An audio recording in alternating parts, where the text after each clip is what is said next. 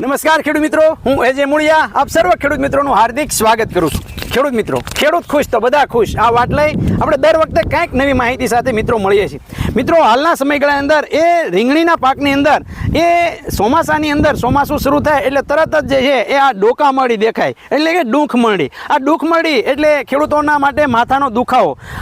તો આ ડોકામરડી જે છે આપણા ખેતરમાં ન આવે તો એના માટે આપણે કેવા પગલાં ભરાય? તો કે ડોકામરડી જે છે એ જ્યારે તમને દેખાય ત્યારે ચોક્કસ જે છે એ ડોકામરડીના ડોકા વીણી અને 1.5 કિલોમીટર આગા નાખી દેવાના છે। આપણે બધા વીણી અને બાજુમાં ખાડું હોય કે ત્યાં નાખતા હોય તો ત્યાંથી જે છે એ તરત ફૂદા ઉડી, એમાંથી જે ફૂદા બને આપણે બધાને ખબર છે કે ડોકામરડીના જે ફૂદું હોય એ ફૂદા ઈંડા મૂકે, ઈંડામાંથી ઈયળ થાય, ઈયળમાંથી કોશેટા થાય અને કોશેટામાંથી વળી પાછું ફૂદું થાય। આપણે તોડીને જે છે 100 ડોકા અહીંયા નાખ્યા હોય તો એમાંથી જે છે એ 30 થી 35 જે છે એ ફૂદા તો બને જ, કારણ કે એ મોટી ઈયળો થઈ ગયો અને મોટી ઈયળો જે છે એ પછી ખાતી હોતી નથી અને નિર્મોશન અવસ્થામાં હોય અને કોશેટામાં ફેરવાય જાય, એમાંથી ફૂદા બને ને સીધું જ આપણા ખેતરમાં આવે, એટલે નજીકથી ઉડીને સીધું જે રીંગણીની અંદર આવે। આપણે આમાં દવા સતત ને સતત છાંટ્યા હોય પણ એની ફેક્ટરી જે છે બાજુમાં આપણે નાખતા હોય ત્યાં હોય તો એવા હડેલા રીંગણા છે, ડોકા છે એ તોડીને 1.5 કિલોમીટર જેટલા દૂર લઈ જવા જોઈએ અથવા તો જે છે એને દાટી દેવા જોઈએ। બીજું, ડોકામરડી જે છે આપણા ખેતરમાં ન આવે એટલા માટે લીમડાયુક્ત દવાઓ નીમ બેઝ ઉપર એટલે કે લીમડાની દવાઓ જેમ કે 10,000 ppm આવે, 1500 ppm આવે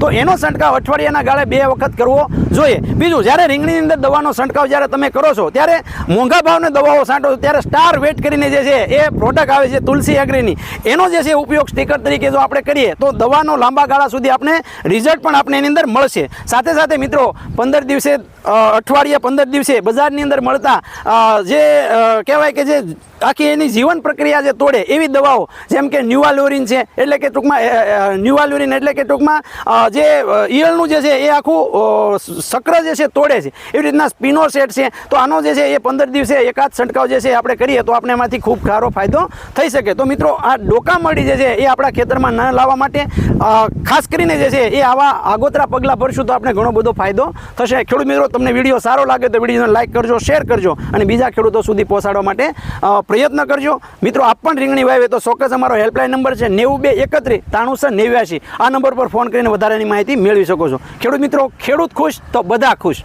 આભાર।